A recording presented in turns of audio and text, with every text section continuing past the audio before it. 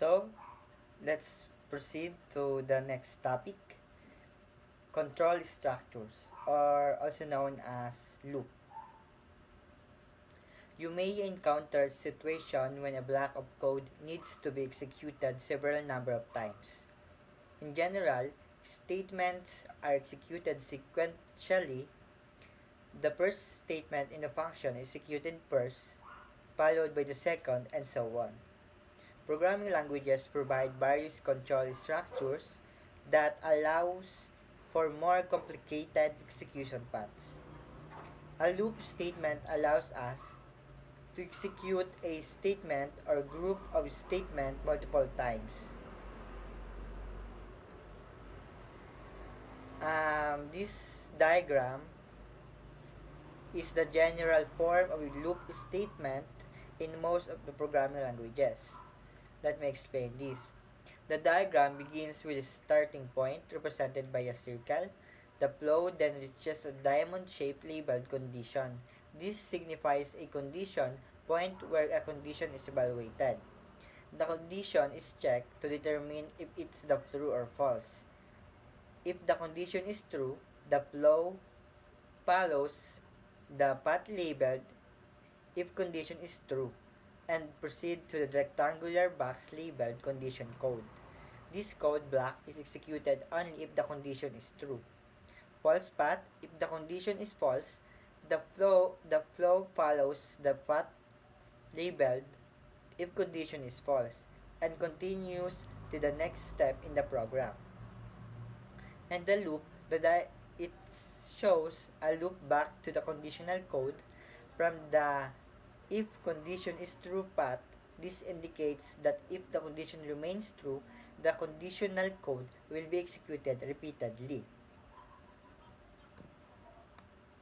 C programming language provides the following types of loops to handle looping requirements. First is while loop. Repeats a statement or a group of statements while a given condition is true. It tests the condition before executing the loop body. Next, for loop. Executed a sequence of statements multiple times and abbreviates the code that manages the loop variable. And next, do while loop. It's most like a while statement except that it tests the condition at the end of the body. And lastly, the nested loop. You can use one or more loops inside any other while, for, or do while loop. Let's discuss first the while loop. A while loop in C programming repeatedly execute a target statement as long as a given condition is true. The syntax of while loop in C programming language is this on my screen. While and then open and close parentheses. Inside it, we have condition and the body is the statement. Um, the statements may be a single statement or block of statements. The condition may be any expression and true is any non-zero value. The loop iterates while the condition is true. When the condition becomes false, the program controls passes to the line immediately following the loop.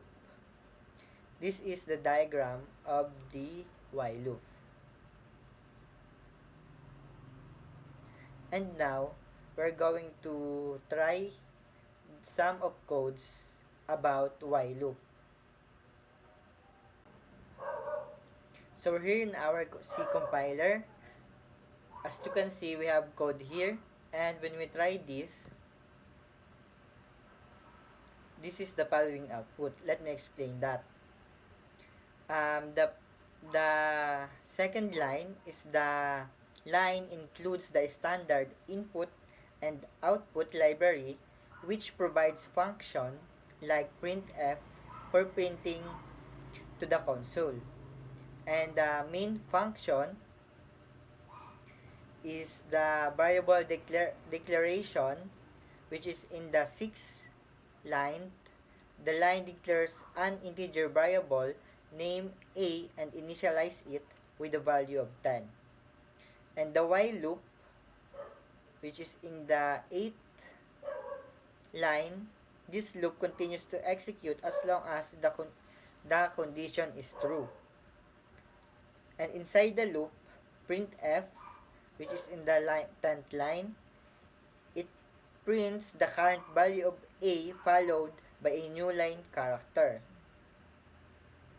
And the 11th line, which is a++, this line increments the value of a by 1. And lastly, the return function, this line indicates that this program or this code is executed successfully. For loop. A for loop is a repetition control structure that allows you to efficiently write a loop that needs to execute a specific number of times. This is the syntax of for loop in C programming language. Let me explain that. The end step is executed first and only once. The step allows you to declare and initialize any loop control variables. You are not required to put a statement here as long as a semicolon appears. Next, the condition is evaluated. If it is true, the body of the loop is executed. If it false, the body of loops does not execute and the flow of control jumps to the next statement just after the loop for loop. And after the body of the loop for loop executes, the flow of control jumps back up to the increment statement. This statement allows you to update any loop control variables. This statement can be left blank as long as a semicolon appears after the condition. The condition is now evaluated again. If it's true, the loop execute and process repeats itself. After the condition becomes false, the for loop terminates. This is the flow diagram of for loop. And now let's try it of some codes that will show how for loop works. So we're here in our C compiler. We have code here that represent or show how for loop works. When you run this, the following output is this. Value of A is 10 hanggang magpunta siya sa 19. So, let me explain that. First, syempre, in the second line, includes the standard input and output library, providing function like printf for printing to the console. The main function, which is the for loop, in the sixth line, it defines a for loop which provides a concise way to iterate a block of code a specific number of times. Initialization in the sixth line, which is the int a is equal to 10. This part is declares an integer variable a and initialize it when the value 10. This happens only once at the beginning of the loop. And the condition is the a is greater than to 20, less than to 20, I mean. This part checks if the value of a is less than 20. If the condition is true, the loop body executes. If it's false, the loop body terminates. The increment, which is the a is equal to a plus 1. This part increments the value of a by 1 after each iteration of the loop. And the loop body, which is the printf in the 8th line, it prints the current value of a followed by a new line character. And lastly, our return function, which is the proof that our code is successfully executed. Do while loop. Unlike for and while loops, which test the loop condition at the top of the loop, the do while loop in C programming language checks its condition at the bottom of the loop. A do while loop is similar to a while loop except the fact. This is the syntax of do while loop in C programming language. Notice that the conditional expression appears at the end of the loop. So the statements in the loop execute once before the condition is tested. If the condition is true, the flow of control jumps back up to do and the statement in the loop executes again. This process repeats until the given condition becomes false. This is the flow diagram for do while loop.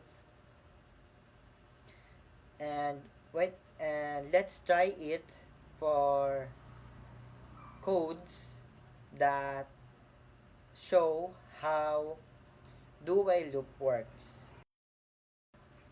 So we're here again in our C compiler, and I have our code here that will show how do while loop works. Let's run this. This is the output of this code. So let me explain that. Um, First is in the second line includes the standard input or output library providing function like printf to printing to the console. The main function, the variable declaration, which is in the 6th line, it declares an integer variable named a and initialize it with the value of 10. The do while loop execution, which is the in 8th line, I mean sa 12 line pala, 12 line, it prints this loop is a bit different from the while loop. It guarantees that the loop body will execute at least once even if the condition is initially false. In the loop body, which is in the 10th line, it prints the current value of a followed by a new line character. And in the 11th line, a is equal to a plus 1 is the increment value of a by 1. If the condition check, which is in the 12th line, after the loop body executes, this condition is checked. If the condition is true, the loop body executes again. If it false, the loop body terminates. And lastly, our return function that prove that our code is successfully executed. Nested loops. C programming language allows to use one loop inside another loop. The following section shows a new example to illustrate the concept. We have three syntax here. The syntax for a nested for loop on my screen in the left side, and the syntax for nested while loop, and lastly the syntax for nested do while loop statement in C programming language. This final note on the loop nesting is that you can put any type of loop inside any other type of loop. let's try some codes that nested loop works. So we're here in our C compiler again, and I have code here that will show how nested for loop works. Let's run this.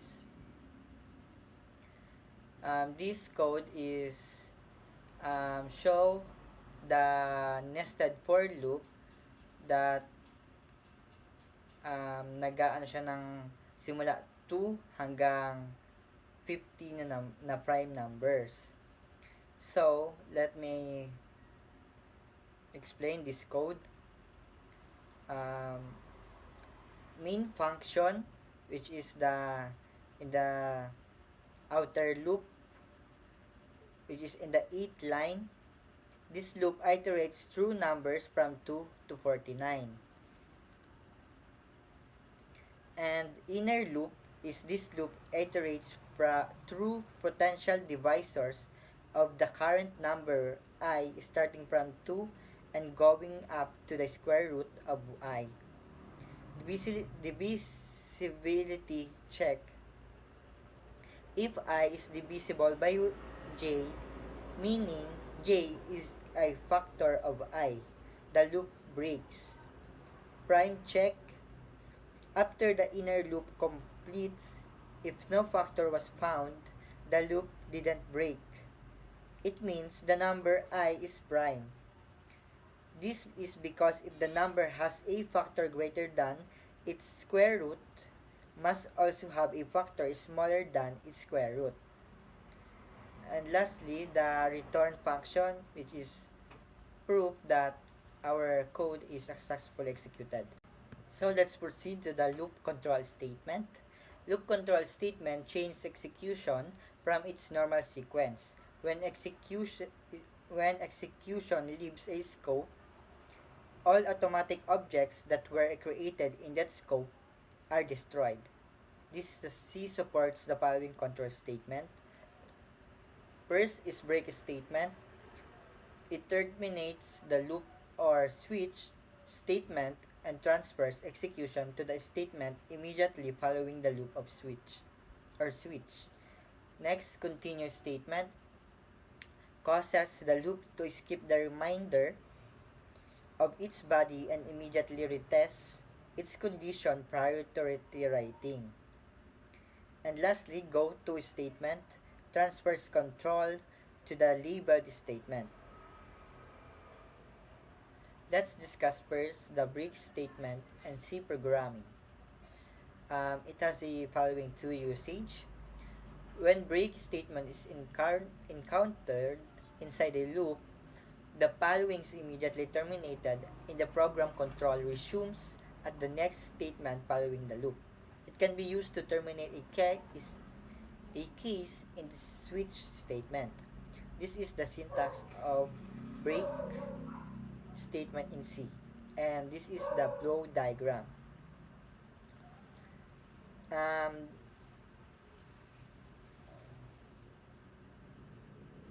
If you are using nested loops, the break statement will stop the execution of the innermost loop and start executing the next line of the code after the block. So let's try this in some of codes that show how break statement works. So let's try this code to show how break statement works. When you run this, the output is value of A is equal to 10 hanggang 15. So, the condition break, which is in the 12th line, this is where the break statement comes into play. If the value of A becomes greater than to 15, the break statement is executed, which immediately terminates the loop regardless of the while condition. So, dapat itong code na to is hanggang 15. Pero, dun sa ating code is we indicate the na hanggang 15 lang dapat. Kaya, pagka 15 niya is magbe-break siya. So, after nung mabasa na ng code na hanggang 15 na, kusa na siyang nag-break at tumigil. Continue statement. The continue statement in C programming works somewhat like the break statement. Instead of forcing termination, it forces the next iteration of the loop to take place, skipping any code in between. For the for loop, continuous statement causes the conditional test and increment portion of the loop to execute. For the while and do while loops, continuous statement causes the program control to pass the conditional test. This is the syntax for continuous statement. And this is the flow diagram. Let's try this to code and see how continuous statement works. So let's try this code to show how continuous statement works. Let's run this. Let me explain this. First, which is in the second line, it includes the standard input and output library providing function like printf for printing to the console. Next is main function, the variable declaration, which is the int is equal is a is equal to 10. It declares an integer variable named a and initialize it with the value of 10. And do while loop with the 8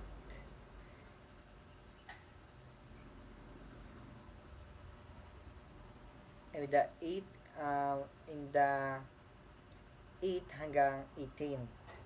This loop guarantees that the loop body will execute at least once even if the condition is initially false. Conditional skip, ito yung this is where the continuous statement is used. If the value of a is equal to 15, the continuous statement executed. This skips the remaining code within the current iteration of the loop and immediately jumps back to the beginning of the loop, checking the condition again. And the printing, which is in the 16th line, it prints the current value of a followed by a new line character. This line will only be executed if a is not equal to 15. And the increment,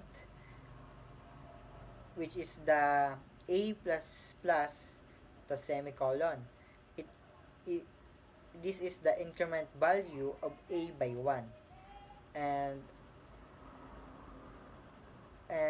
lastly, the return function that prove that our code is successfully executed. Go-to statement. A go-to statement in C programming provides an unconditional jump from the go-to to the labeled statement in the same function. Note that use of go-to statement is highly discouraged in any programming language because it makes difficult to trace the control flow of a program, making the program hard to understand and hard to modify. Any program that uses a goto can be rewritten to avoid them. So, pero let's discuss pa rin. The syntax of go-to statements in C is this. Go to level, yan, as you can see on my screen. And this is the flow diagram. Here, level can be any plain text except C keyword, and it can be set anywhere in the C program, above or below to go to statement.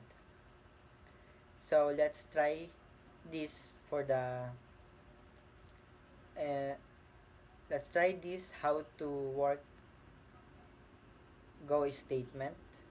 So let's try this code to show how go-to statements work. This is how go-to statements work. The output is value of A is equal to 10 hanggang 19. Lastly, the infinite loop. A loop becomes an infinite loop if a condition never becomes false.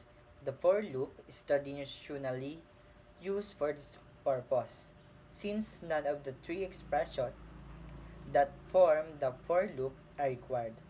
You can make an endless loop by leaving the conditional expression empty. So let's try some codes that show how infinite loop works. So we have here our code that show how infinite loop works. When you run this, the output is this loop will run forever. So kahit hanggang taas mo pa yan, taas mo pa masyado, hindi siya titigil. So in the word itself, infinite. Hanggang katapusan. Yan. Thank you.